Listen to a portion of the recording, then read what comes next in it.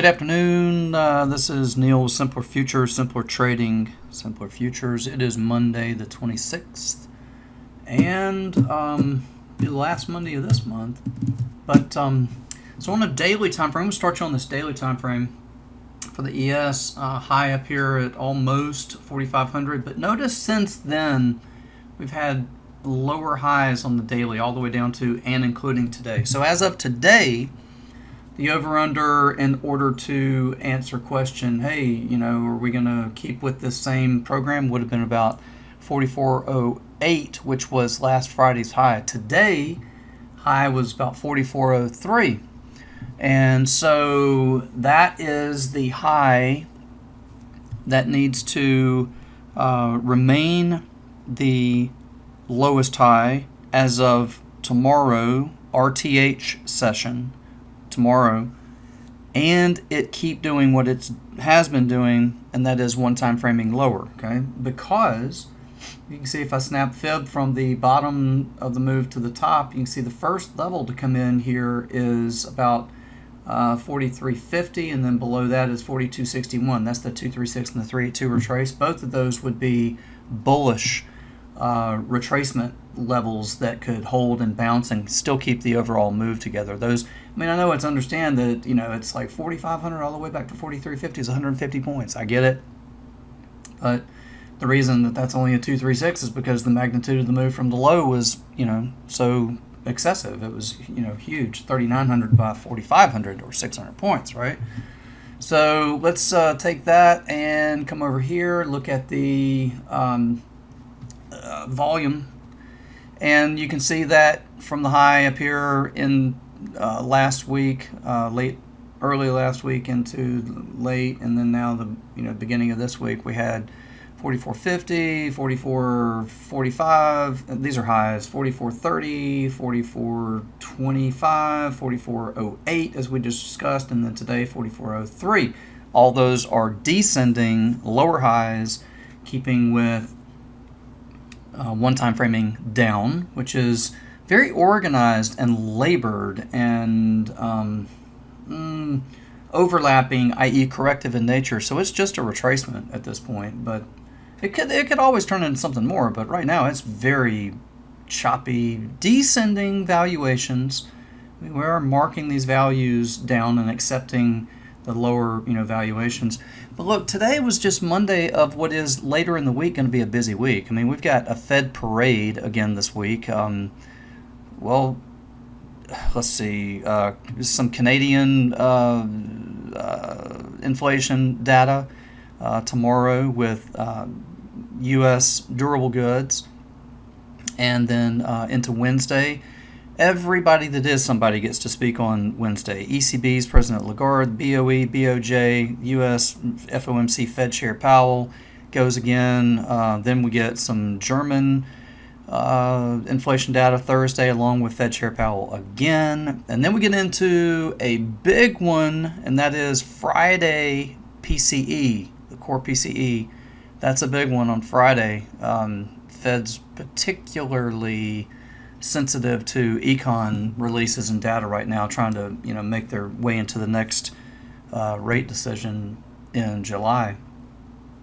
So if I take this up just a notch to, let's go out about hourly here, we can see that we had a target down here today of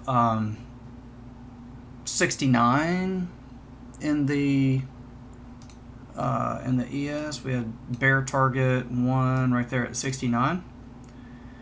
And the reason for that, maybe I can even get away with maybe the 10 days. Yeah, this is probably better. The reason for that was back here on the 12th. You can see it was very choppy and just a choppy overlap or whatnot in the morning until late in the day, and it just took off. Took off, right?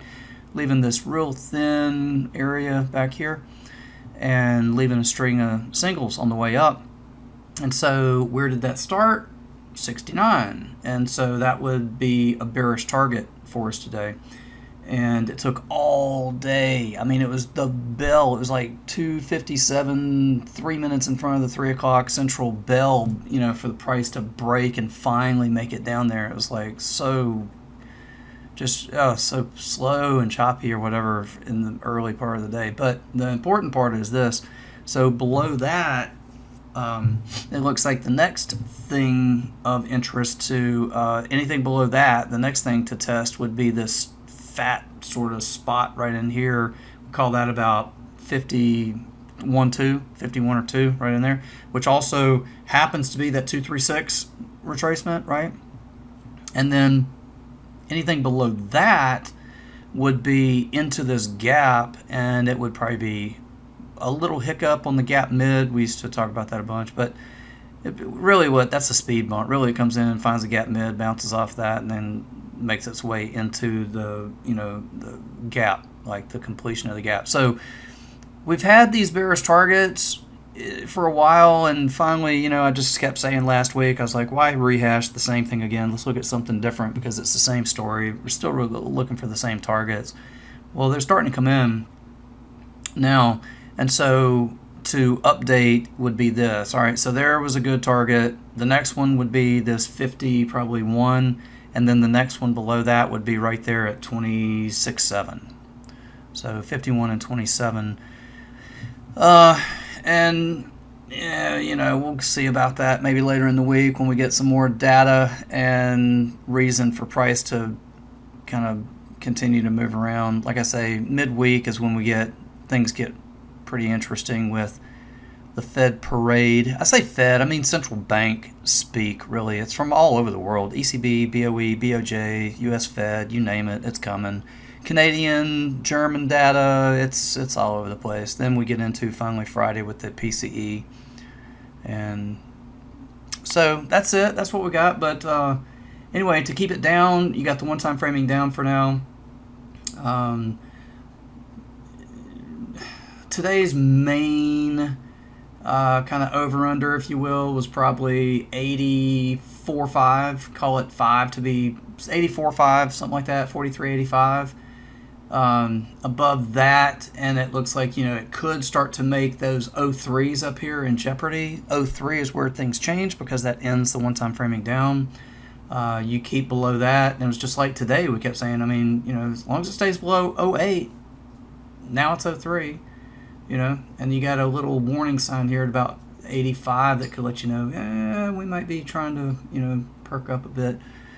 But aside from that, and that is keeping it down, then you need to know what is next on the down, right? Well, you got the 69, so it's 51s and 27s. That's what's next. Okay, take care. Good evening. Check you again at the next update. Without simpler trading, I could not have financial independence. This is one of the best investments I ever made in my life. It's helping me find consistency. It's one of the things that won me